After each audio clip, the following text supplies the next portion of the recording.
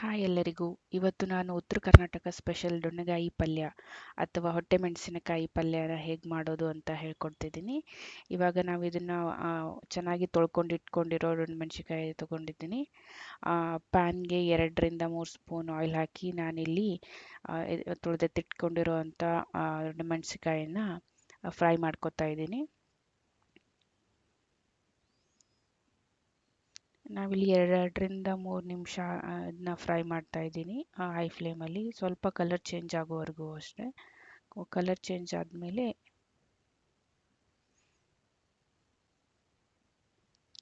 ನಾನು ಬೇರೆ ಪಾತ್ರೆಯಲ್ಲಿ ಎತ್ತಿಟ್ಕೊತಾ ಇದ್ದೀನಿ. ಇದು ಕಲರ್ ಎಲ್ಲ ಚೆನ್ನಾಗಿ ಚೇಂಜ್ ಆಗಿದೆ, ಸ್ವಲ್ಪ ಬ್ರೌನಿಷ್ ಬಂದಿದೆ. ಇವಾಗ ಇದು ಚೆನ್ನಾಗಿ ಕುಕ್ ಆಗಿದೆ, ಸ್ವಲ್ಪ ಹಾಫ್ ಕುಕ್ ಆಗಿದೆ ಅಂತ ಅರ್ಥ. ಸೊ ಇದಕ್ಕೆ ಪೇಸ್ಟ್ ರೆಡಿ ಮಾಡಬೇಕು. ಸೊ ಪೇಸ್ಟ್ ರೆಡಿ ಮಾಡೋಕ್ಕೆ ನಾನಿಲ್ಲಿ 2 ಹೆಚ್ಚಿದ ಈರುಳ್ಳಿನ ಎತ್ಕೊಂಡಿದ್ದೀನಿ. ಆಮೇಲೆ ಹೆಚ್ಚಿದ ಒಂದು ಟೊಮ್ಯಾಟೊ ಮತ್ತು ಕರಿಬೇವಿನ ಸೊಪ್ಪು ಮತ್ತು ಕೊತ್ತಂಬರಿ ಸೊಪ್ಪನ್ನು ಎತ್ತಿಟ್ಕೊಂಡಿದ್ದೀನಿ. ಇದನ್ನು ಫ್ರೈ ಮಾಡಬೇಕು. ಅದಕ್ಕೆ ಬಾಣಲಿಗೆ ಸ್ವಲ್ಪ 2 ಸ್ಪೂನಷ್ಟು ಎಣ್ಣೆ ಹಾಕ್ಕೊತಾ ಇದ್ದೀನಿ.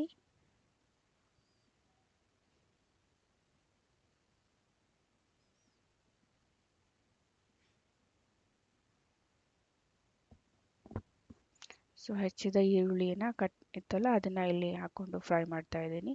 ಸೊ ಕಲರ್ ಸ್ವಲ್ಪ ಕೆಂಪಾಗುವವರೆಗೂ ಇದನ್ನ ಹುರ್ಕೋಬೇಕು. ಆಮೇಲೆ 1 ಸ್ಪೂನಷ್ಟು ಶೇಂಗಾ ಬೀಜನ ಆ್ಯಡ್ ಮಾಡ್ತಾ ಇದ್ದೀನಿ. ಸ್ವಲ್ಪ ಕಲರ್ ಚೇಂಜ್ ಆದಮೇಲೆ ಟೊಮ್ಯಾಟೊ ಕೂಡ ಆ್ಯಡ್ ಮಾಡ್ತಾ ಇದ್ದೀನಿ.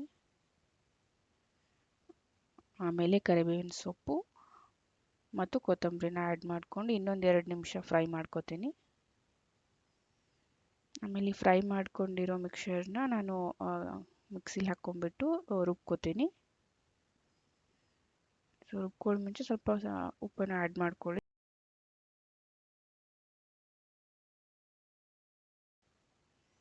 ಸೊ ಇಲ್ಲಿ ನಾನು ಗುರೆಳ್ಳು ಪುಡಿ ಅಥವಾ ಹುಚ್ಚೆಳ್ಳು ಪುಡಿನ 2 ಸ್ಪೂನಷ್ಟು ಆ್ಯಡ್ ಮಾಡ್ಕೊತಾ ಇದ್ದೀನಿ. 1 ಸ್ಪೂನಷ್ಟು ಹುರಗಡಲೆ ಪುಡಿನೂ ಆ್ಯಡ್ ಮಾಡ್ತಾ ಇದ್ದೀನಿ.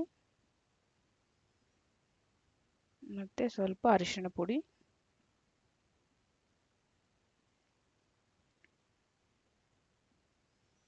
ಒಂದು ಸ್ವಲ್ಪ 2 ಸ್ಪೂನಷ್ಟು ಗರಂ ಮಸಾಲ ಮತ್ತು ಸಾಂಬಾರು ಪುಡಿಯನ್ನು ಕೂಡ ಆ್ಯಡ್ ಮಾಡಿದ್ದೀನಿ.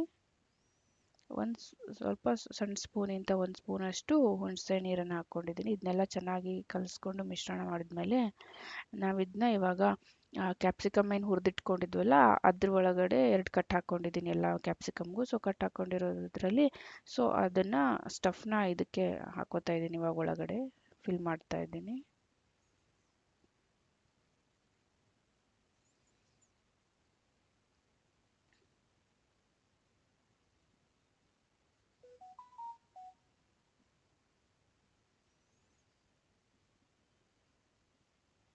ಸೊ ಎಲ್ಲನೂ ಫಿಲ್ ಹಾಕ್ಕೊಂಡು ಆಗಿದ್ಮೇಲೆ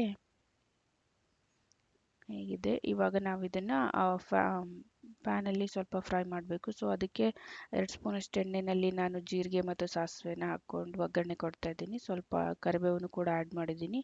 ಇವಾಗ ಸ್ಟಫ್ ಮಾಡ್ಕೊಂಡಿರೋ ದೊಣ್ಣೆ ಮೆಣಸಿನಕಾಯಿನ ನಾನು ಇದಕ್ಕೆ ಹಾಕ್ತಾ ಇದ್ದೀನಿ ಪ್ಯಾನ್ಗೆ.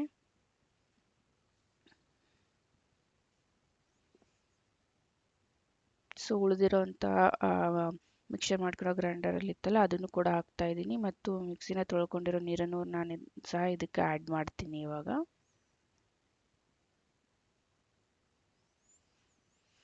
ಸೊ ನಾವು ಇದನ್ನು ಬೇಯಲಿಕ್ಕೆ ಒಂದು 10 ನಿಮಿಷ ಬಿಡಬೇಕು. ಆಲ್ರೆಡಿ ಕ್ಯಾಪ್ಸಿಕಮ್ 50% ಬೇಯ್ದಿರೋದ್ರಿಂದ ಸೊ ಇನ್ನು 10 ನಿಮಿಷ ನಾನು ಬೇಯಿಸ್ತಾ ಇದ್ದೀನಿ. ಸೊ ಇವಾಗ ಸ್ಟಫ್ಡ್ ಕ್ಯಾಪ್ಸಿಕಮ್ ಅಥವಾ ದೊಣ್ಣೆಗಾಯಿ ಪಲ್ಯ ಸವಿಯಲು ಸಿದ್ಧ. ಇದನ್ನು ಹೇಗೆ ಸರ್ವ್ ಮಾಡೋದಂತ ನಾನು ಇವಾಗ ಹೇಳ್ಕೊಡ್ತೀನಿ. ಸೊ ಈ ಚಪಾತಿ ಜೊತೆ ಅಥವಾ ರೊಟ್ಟಿ ಜೊತೆ ತಿಂದರೆ ತುಂಬ ಸಖತ್ತಾಗಿರುತ್ತೆ. ಸೊ ಈ ಚಾನಲ್ ನಿಮಗೆ ಇಷ್ಟ ಆದಲ್ಲಿ ಪ್ಲೀಸ್ ಸಬ್ಸ್ಕ್ರೈಬ್ ಮಾಡಿ, ಲೈಕ್ ಮಾಡಿ ಮತ್ತು ಶೇರ್ ಮಾಡಿ. ಮತ್ತೆ ನೆಕ್ಸ್ಟ್ ರೆಸಿಪಿಗಾಗಿ ಪ್ಲೀಸ್ ಫಾಲೋ ಮಾಡಿ. ಥ್ಯಾಂಕ್ ಯು ಎಲ್ಲರಿಗೂ. ಮತ್ತೆ ಮುಂದಿನ ವಿಡಿಯೋದಲ್ಲಿ ಹೊಸ ರೆಸಿಪಿಯೊಂದಿಗೆ ಸಿಗೋಣ. ಅಲ್ಲಿವರೆಗೂ ಧನ್ಯವಾದ.